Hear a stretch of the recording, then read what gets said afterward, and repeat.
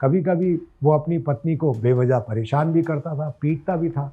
2 बेटियां उनकी थी, हरप्रीत और अमन, लेकिन वो इस परिवार से खुश नहीं था। और एक दिन यानी कि 30 जनवरी 1995 की बात है, पत्नी की अचानक तबीयत खराब हो जाती है। देखिए दोस्तों, उसने मतलब ये खेल वो बहुत पहले से खेल रहा था। घर पर उस वक्त दोनों बेटियां थी, कोई और था नहीं। जैसे पत्नी की तबीयत खराब हुई तो पत्नी को कभी पेट में तो कभी उसका पेट फूल जाता था, अचानक पेट से बाहर हवा निकल जाती थी, कभी पेट पिचक जाता था, कभी शरीर में ऐंठन हो जाती थी, तो कभी वो एक साथ सीधे हो जाया करती तो कभी तीर कमान की तरह टेढ़ी हो जाया करती थी।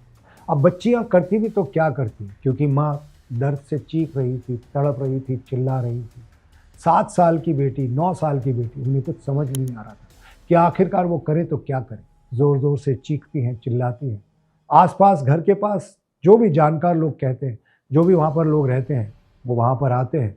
तभी पड़ोसी ने महिला को, प्रवेश कौर को, अपनी गाड़ी में बिठाया और लिटाने के बाद उसको हॉस्पिटल लेकर गए।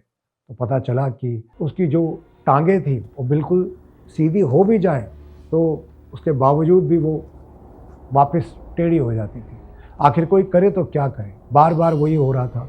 टांगों को सीधा किया जाता, वो फिर से टेढ़ी हो जाती। डॉक्टर्स को भी समझ नहीं आ रहा, नर्स को भी समझ नहीं आ रहा। कभी वो लकड़ी की तरह सीधी हो जाती है, कभी धनुष की तरह टेढ़ी हो जाती है, कभी अब अलग अलग तरह का रूप बन रहा है उसका, वो पत्थर की तरह एकदम मजबूत हो जाए। आखिर करे तो क्या करे। डॉक्टर लोग भी परेशान हैं।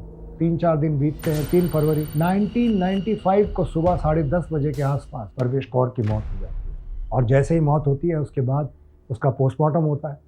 डॉक्टर ये जानना चाहते थे कि आखिर इसकी मौत की वजह क्या है। मौत की वजह का कुछ पता नहीं चलता और इस वजह से उसको जो पोस्टमार्टम में कुछ ऐसी वजहें सामने नहीं आती जो नेचुरल डेथ बन जाए। लेकिन वजह क्या है, नेचुरल डेथ नहीं है तो है क्या। सस्पिशियस कुछ मिल नहीं रहा उन्हें।